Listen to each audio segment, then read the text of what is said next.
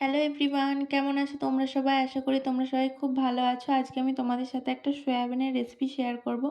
তাহলে চলো রেসিপিটা শেষ অবধি দেখতে থাকো।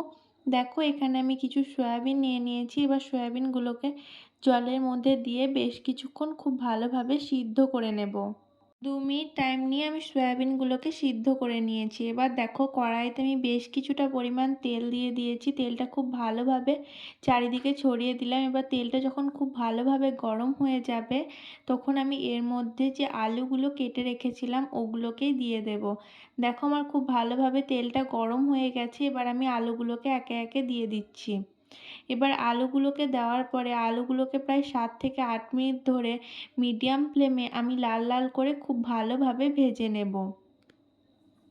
দেখো এখানে আমার আলুগুলো খুব ভালোভাবে লাল লাল করে ভেজে নেওয়া হয়ে গেছে। এবার আমি আলুগুলোকে একে একে তুলে অন্য পাত্রে রেখে দেব। ওই একই তেলে আমি ছোট ছোট করে যে পটলগুলো কেটে রেখেছিলাম ওগুলোকেও দিয়ে দিলাম। এবার পটলগুলোকেও আমি প্রায় 2 থেকে 3 মিনিট টাইম নিয়ে খুব ভালোভাবে ভেজে নেব।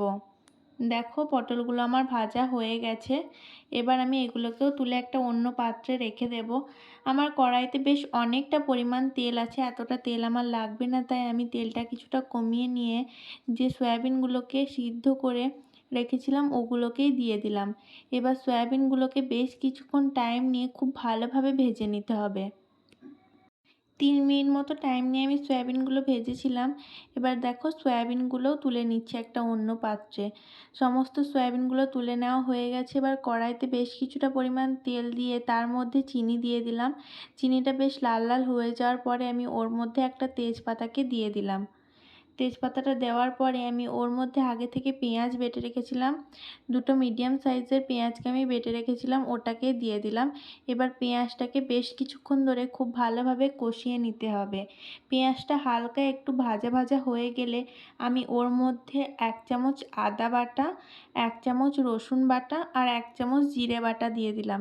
এবার এই আদা রসুন আর জিরেটাকে খুব ভালোভাবে কষিয়ে নিতে হবে যাতে আদা রসুনের মধ্যে কোনো কাঁচা গন্ধ না থাকে। দেখো এখানে আমার খুব ভালোভাবে কষানো হয়ে গেছে, প্রায় হাফ কষানো হয়ে গেছে। এবার আমি এর মধ্যে 1 চামচ হলুদ গুঁড়ো আর 1 চামচ কাশ্মীরি লঙ্কার গুঁড়ো দিয়ে দিলাম।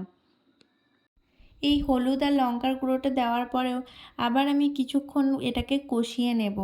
দেখো কষাতে কষাতে যাতে মশলাটা নিচে না লেগে যায়, পুড়ে না যায়, তাই আমি এর মধ্যে সামান্য পরিমাণে জল দিয়ে দিলাম। এবার জলটা দিয়ে মশলাটা খুব ভালোভাবে কষিয়ে নিচ্ছি। এখানে আমি টমেটো পেস্ট করে রেখেছিলাম ওটাকে দিয়ে দিলাম। দেখো এবার এটাকে আমি হাই ফ্লেমে খুব ভালোভাবে কষিয়ে নিচ্ছি। এখানে দিয়ে দিচ্ছি 1/2 টেবিল স্পুন গরম মশলা গুঁড়ো। দেখো আমার কতটা সুন্দর তেল ছেড়ে এসেছে মশলা থেকে।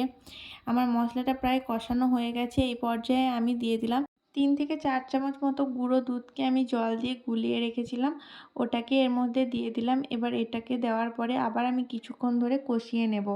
দেখো আমার কষানো হয়ে গেছে। এটাকে দেওয়ার পরে খুব ভালোভাবে এবার আগে থেকে ভেজে রাখা সয়াবিনগুলো অ্যাড করে দিলাম।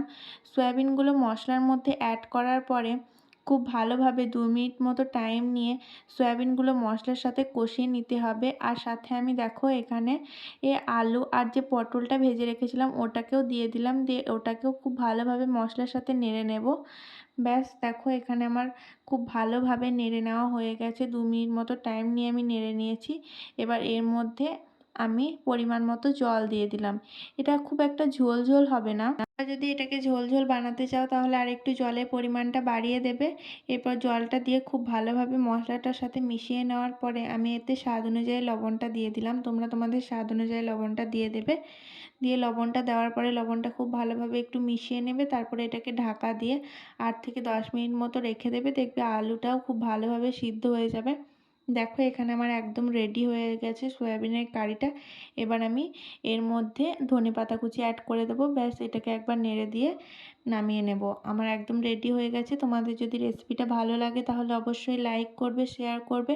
আর এই রকমই নতুন নতুন রেসিপি দেখতে চাইলে আমার চ্যানেলটাকে অবশ্যই সাবস্ক্রাইব করে নিও। টাটা।